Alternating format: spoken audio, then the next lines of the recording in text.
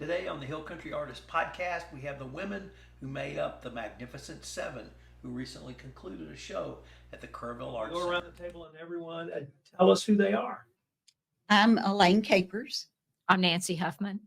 Janet Reinwald. Dawn Weyer. Deanna Eixman. Laura Williams. Janelle Lindley. Okay, if I could start with you, Nancy, what did being a part of the Magnificent Seven mean to you? And we'll just roll on around the group. Well, I was really excited about doing this because, for one thing, coming from the background of being a high school art teacher where we had our students do these portfolios of work all on a theme, it gave us or me the chance to do something like that because typically we see things as, from one piece to the next piece to the next piece. But this, I wanted to come up with something that would fill the whole space that all flowed from one theme. So it was just a really exciting way to work for a change. Well, I was so thrilled to be invited to be part of this group.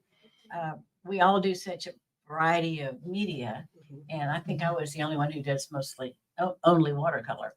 So I thought it was nice to exhibit among really nice oils and pastels and just a nice variety. I enjoyed that. Dawn? Well, for me, I was plugged in kind of at the last minute. So it was a wonderful opportunity to put myself out there that I didn't have prior to that. We haven't been in the Hill Country that long. 2 years is all. I moved from Northwest Montana. And so getting to know individuals in the artist community here and putting my work out was an amazing thing to be able to do. And I had met Deanna and of course, Elaine. I paint with her on Mondays and the gal that was originally supposed to do it couldn't. And these ladies were gracious enough to say, come on. And so I did. And I get to paint in oils and pastels and share my work. Deanna? For me, it was just an honor to be amongst these women with such talent. There's so many talented people here in the Hill Country, but these women are exceptional. And just who they are as a person and the support they give as people. Sorry, I'm going to cry. You always cry. It's huge. I know. I'm sorry. I get it. You're going to make me cry. Sorry. So, Lori, what did being part of this group mean to you?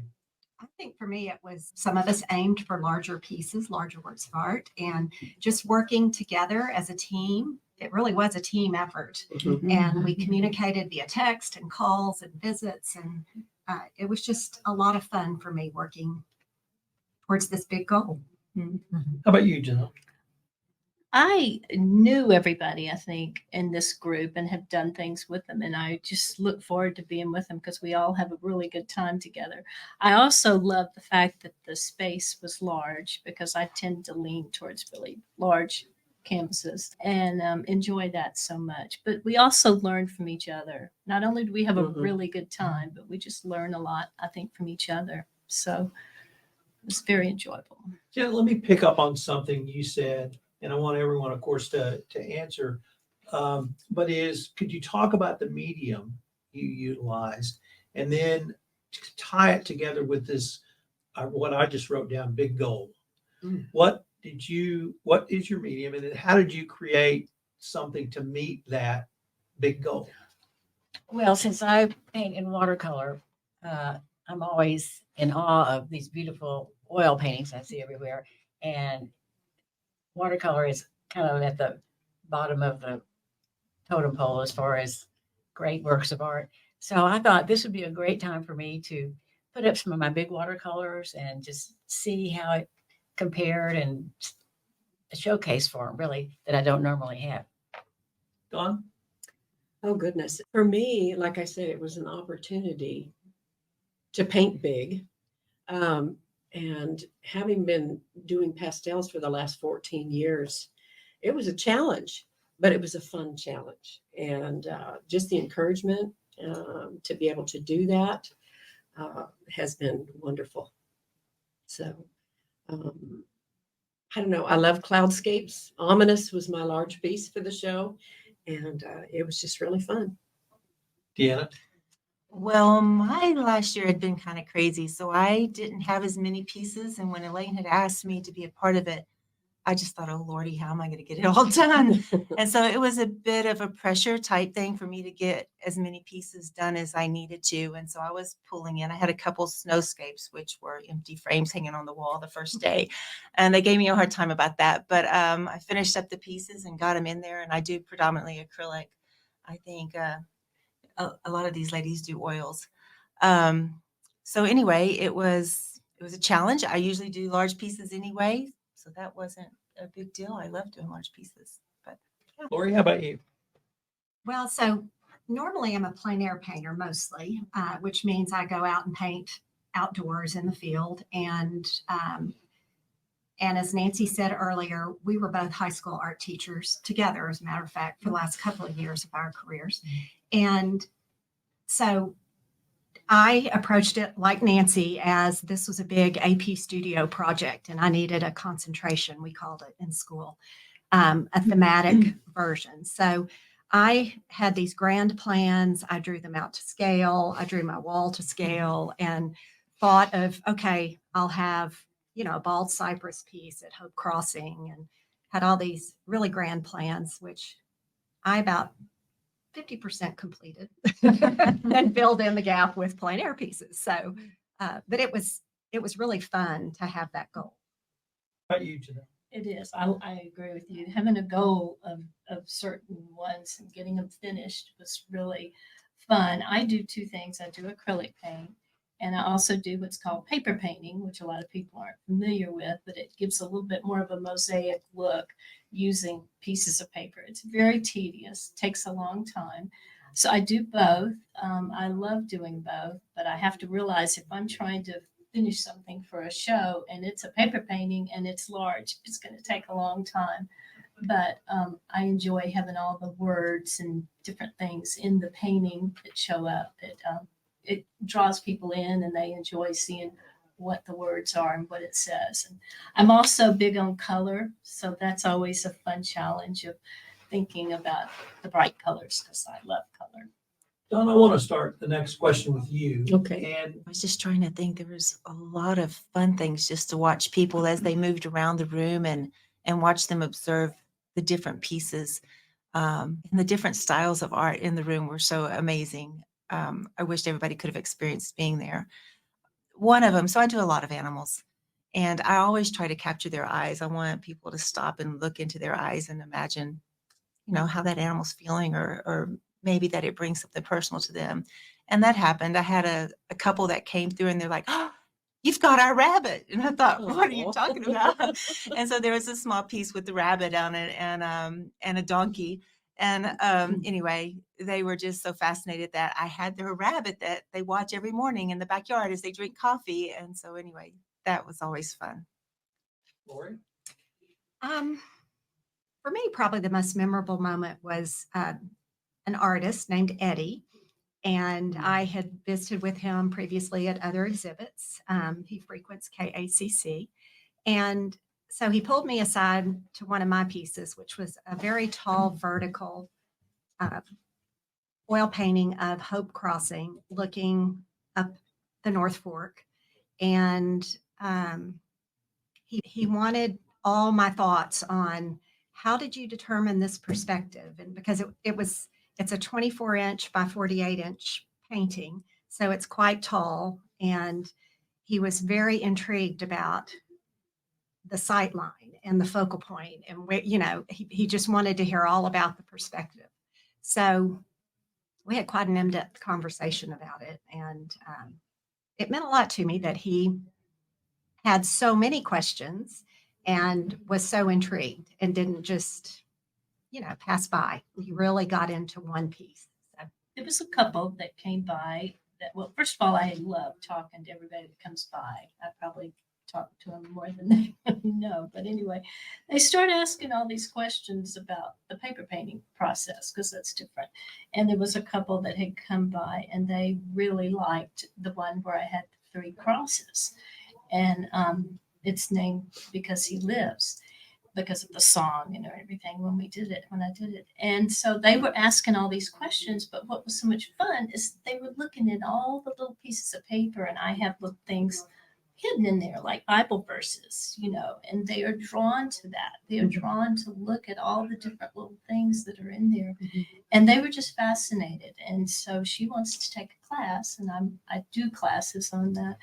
And so it's always fun to really get to know someone and know that they appreciate what you do and that they want to also learn. So that to me is fun. I'd like to start the next question with you. And what I'd like to focus on this question is the local art scene and the local art community. I've had the opportunity to visit with most of you all on the podcast we started. And that podcast is designed to focus on, not the artists at the Museum of Western Art, but local artists.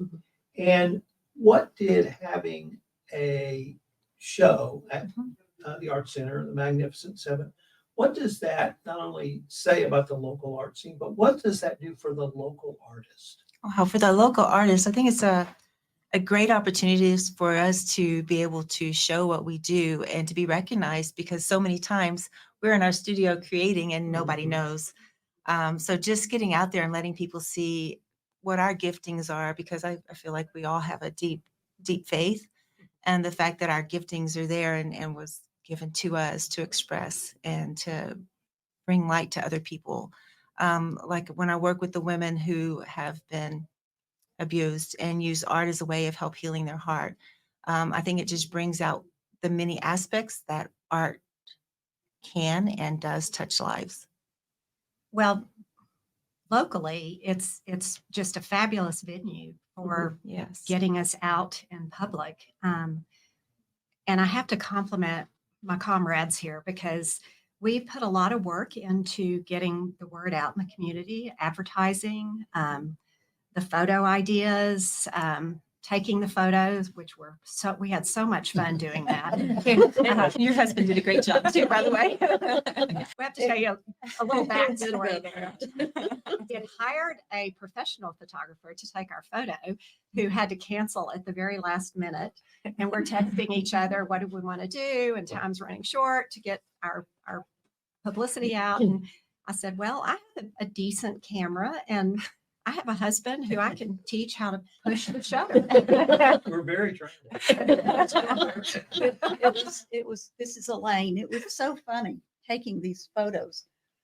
We'd all get set up. Laura would get in the position of, okay, now this is how the shot's going to be. And then she would say, Randy, come over here. And he'd squat down and try to be about the size that Laura was. It was going to come out through the lens exactly like she had it. It was It was great. a team effort and it was It awesome. was. Yes, it And it's all was based very on the fun. movie posters too. Yes. So Yeah. that was fun too. We were characters. So yeah, just getting us as local artists more in the public view, which I think we all kind of struggle with as artists. Yes. How about from your perspective, Janelle? It's great having the local facility and having such a wonderful place to do our art show. But it's also great meeting people that come by that maybe didn't know you even did this. They come by, them from some other place or something, and they're like, you did this, or so making the connection with the people that live here, knowing that we're artists and that we have a purpose and we're wonderful, magnificent. Elaine, I'm going to ask you the same question, but I'm going to put a twist on it. As perhaps, if not one of the driving forces, did the show meet expectations, go in a different direction, all of the above, none of the above, or something different from your perspective? Oh, all of the above. Comments throughout the length of the show, and I docent periodically at the Art Center as well. And the comments that I got were about the color and about the theme and our poster. They loved our poster, but mostly it was, oh my gosh, the color. Everybody's art pieces spoke color, and it was magnificent. They said that this is probably one of the best other than the gourd show and the furniture show, which are staples for the Arts Center. They said this is probably one of the best shows that's ever been there. And so it was just such a pleasure to be a part. And I paint much smaller than everybody else. So I had the same amount of space, but I had to put a whole lot more paintings in just because my work is smaller. But the interest from the people that came, and I had so many ladies say, "Why didn't you call me? Why didn't you pick me to be in the show?" Well, maybe next time. How about from your perspective, Nancy? It was just great to be able to do it. I mean, just the fact that everybody came around, and it's kind of a validation of what we do. Like Deanna said earlier, we sit at home alone a lot of times painting, and you get so inside your own head all the time, and you're second guessing yourself all the time. And it's so nice because we see each other's work too. So we think, oh, I can't do this and I can't do that, because you're always looking the next step up. So when you're able to do a show like that and people come around and, just talk to you about your work and what your reasoning behind your work is, and how you do this, how you do that, it's really, it is very validating to us. It makes you realize that, okay, I'm doing this for a reason. What impressed me most was to have people come in that you've never seen before, and they come and look at your work and say, "Oh, I know exactly where this landscape is." Because I know, I live around down that river there, and I'm thinking, whatever you want to think. That's exactly But it's so nice to think that, it's all universal. People are drawn to your work because it becomes personal to them, and you feel like you're doing a good job with that. One of the reasons that we moved to the Hill Country 2 years ago was for this purpose, that I would be able to put myself out there.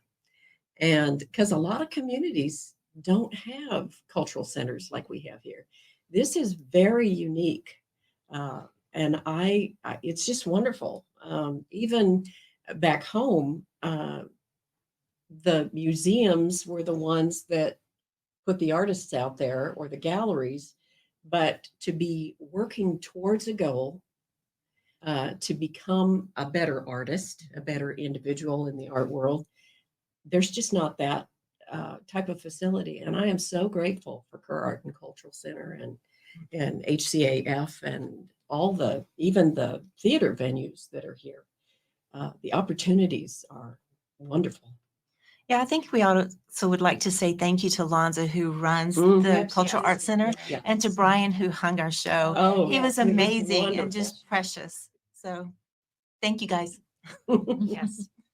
So I'm gonna end back with you, Elaine, on a question about 2020. But before we get there, what I want to have everyone comment on is, like, I've had the opportunity to meet most of you all, and I know a little bit about your journey.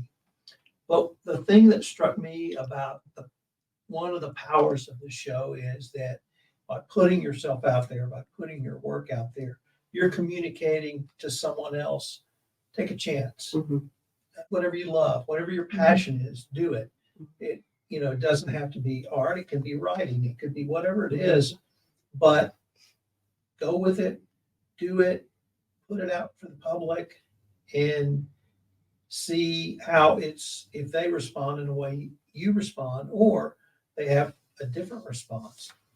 It's a long-winded way of saying I found it to be very powerful to encourage others. And I wanted to ask you all if you thought a show like this communicates from a 6-year-old boy or girl to a 66-year-old man or woman, that you too can do this. And so I want to maybe start with you, Janelle, and ask, did you get a sense of that, or do you feel like any of that happened? That the younger ones as Right. well as the older ones. I totally do. Of course, I was an art teacher like several of them. I did elementary art, and I'm used to working with children. And I love teaching them the process and the painting and all of that.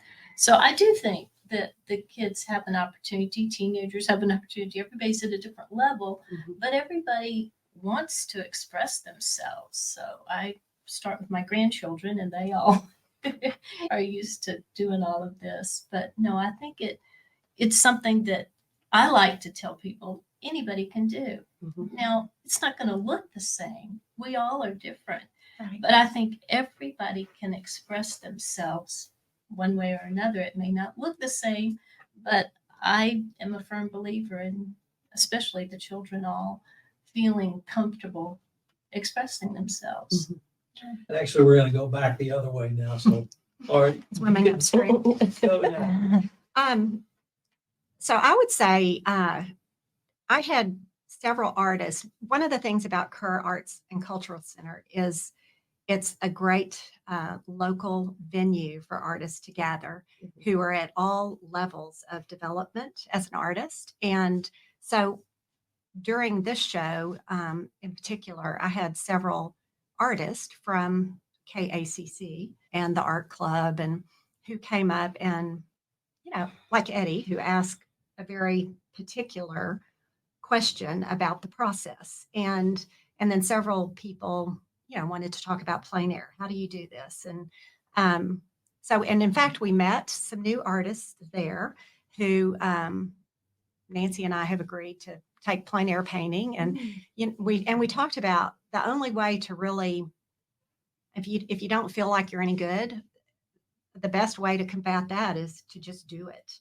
You just have to go and do and struggle. And everybody struggles. I struggle. It's a hard, art is hard, as I once said in high school art class.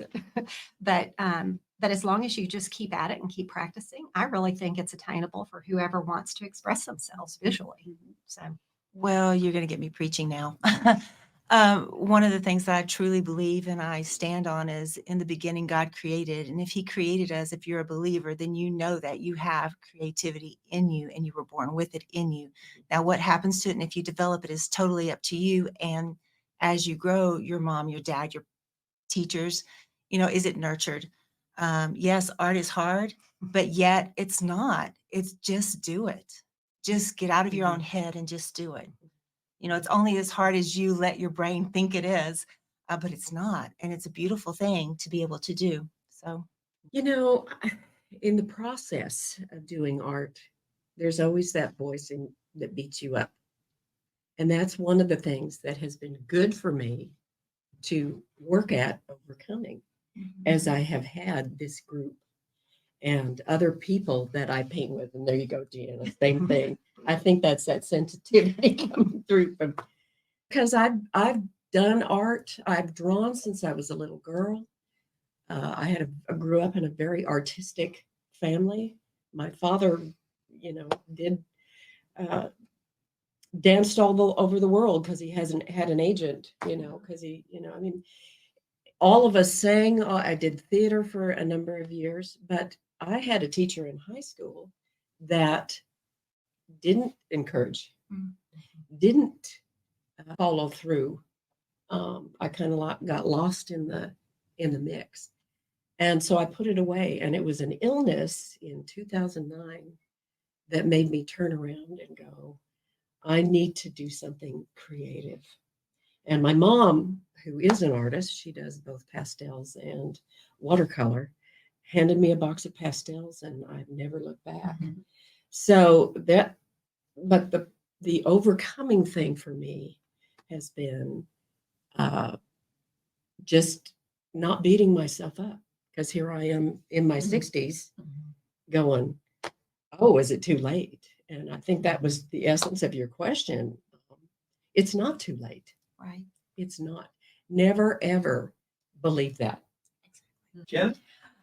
I know I am always learning. I'm always studying other watercolorists and their styles and just trying to improve myself.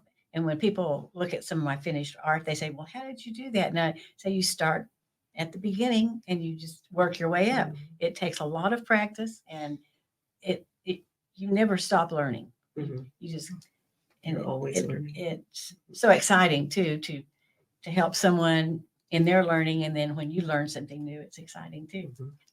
Well, the way I look at it, yes, it's a struggle, but it is attainable. But it's also, I think I have to look at it like it's a journey.